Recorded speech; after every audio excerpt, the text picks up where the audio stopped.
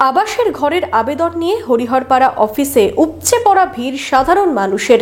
প্রাথমিকের খসড়া তালিকায় বাদ যাওয়া মানুষজন অভিযোগ নিয়ে হাজির হচ্ছেন ব্লক অফিস চত্বরে। সবাই চাইছেন আবাসের ঘর। মনোবীক্ষণ পলিক্লিনিক, চিকিৎসার জগতে এক দশক। এখন এখানে সব বিষয়ে ডাক্তারবাবু একসাথে তলায়।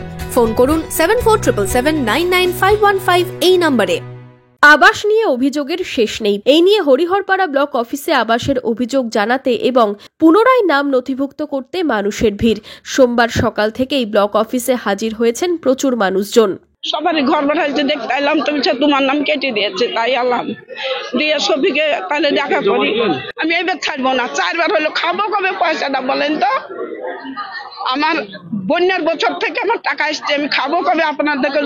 আমি টাকা নিব না, আমি বিচার নিব। আমি কিছু নিব না, আমি বিচার নিব। আমি এতদিন যে হালে খেয়েছি, আমি এখন ওই হালে খাবো, আমি বিচার চাই। হরিহরপাড়া ব্লকে আবাসের তালিকায় বাদ গেছে 3479 জনের নাম। 5512 জনের নাম রয়েছে তালিকায়। এখানেও 259 জনের সার্ভে এখনও কমপ্লিট করা যায়নি। শনিবার ও রবিবার বন্ধ ছিল ব্লক অফিস।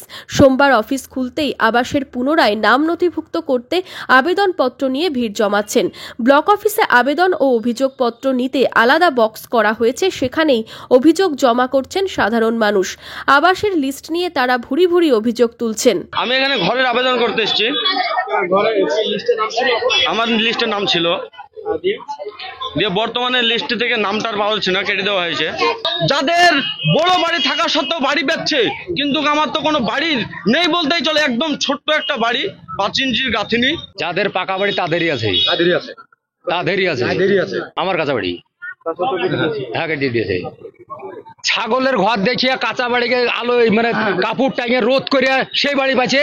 আর আমাদের অরিজিনালি আসার ভাই আমাদের বাড়ি চিনে, আমাদের বাড়ি কাঁচা বাড়ি আমরা পাচ্ছি না, যেখানে আমার আশেপাশে কোনো পাকা বাড়ি নাই। আর যাদের কাঁচা বাড়ি পাকা বাড়ি রোদ করছে, কাপড় দিয়ে টাঙিয়ে রোদ করে ছবি করছে বেড়ার ঘর, তারা ঘর পেয়েছে। যদিও আবাস নিয়ে 3রা ডিসেম্বর পর্যন্ত অভিযোগ করতে পারবেন বলেই জানিয়েছেন পঞ্চায়েত সমিতির সভাপতি।